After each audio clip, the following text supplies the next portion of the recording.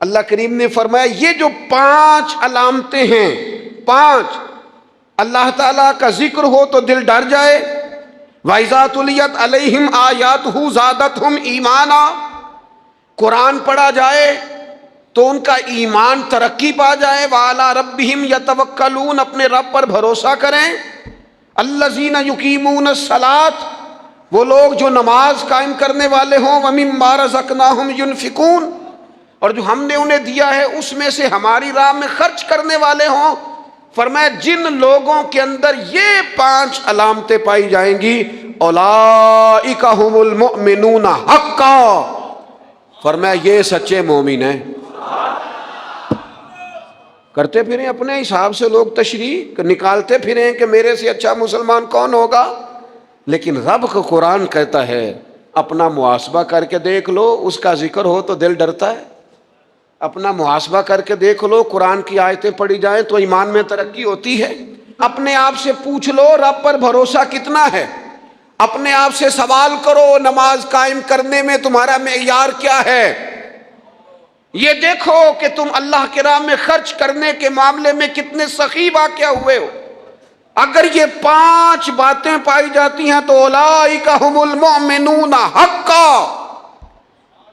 میرا رب فرماتا ہے یہ وہ سچے مومن ہیں جنہیں رب سچا مومن فرماتا ہے۔ یہ اللہ کا فیصلہ ہے کہ اولئک ھم المؤمنون حقا، یہ سچے مومن ہیں، یہ سچے مومن ہیں، یہ سچے مومن ہیں۔ اللہ کہتا ہے یہ ہیں جو میں تمہیں بتا رہا ہوں، یہ ہیں میرے بندے، یہ سچے مومن۔ یا اللہ تو انہیں کیا دے گا، کیا عطا کرے گا جب تو کہہ رہا ہے کہ اولئک ھم المؤمنون حقا، یہ سچے۔ یہ قرآن مجید کا مزہ تو لو یار کتنا زیادہ ہے، یہ سچے مومن ہیں۔ یا اللہ تو کیا دے گا انہیں، فرمایا لہم درجات عند ربہم، ان کے درجے ان کے رب کے پاس ہیں۔ اس کا ایک معنی مفسرین نے یہ کیا ہے، یہ جو کہا نا لہم درجات عند ربہم، ان کے درجے ان کے رب کے پاس ہیں، مالک فرماتا ہے اس کا ایک معنی مفسرین نے یہ کیا، یہ تو تمہیں قیامت میں پتا چلے گا کہ رب انہیں کیا کیا عطا فرمایا۔ لہم درجات عند ربہم، تمہیں کیا بتائیں اللہ انہیں کیا دے گا، ان کے درجے ان کے رب کے پاس ہیں۔ اس نے لکھ دیا ان کا اجر، طے کر دیا ان کا انعام، ان کے لیے مالک کریم نے اپنی رحمت سے فیصلے کر دیے کرم والے۔ ہاں تم اگر دنیاوی طور پر دیکھنا چاہو، تم اگر سمجھنا چاہو تو فرمایا وَمَغْفِرَةٌ وَرِزْقٌ کریم، ان کے درجے ہیں ان کے رب کے پاس اور ان کے لیے بخشش ہے۔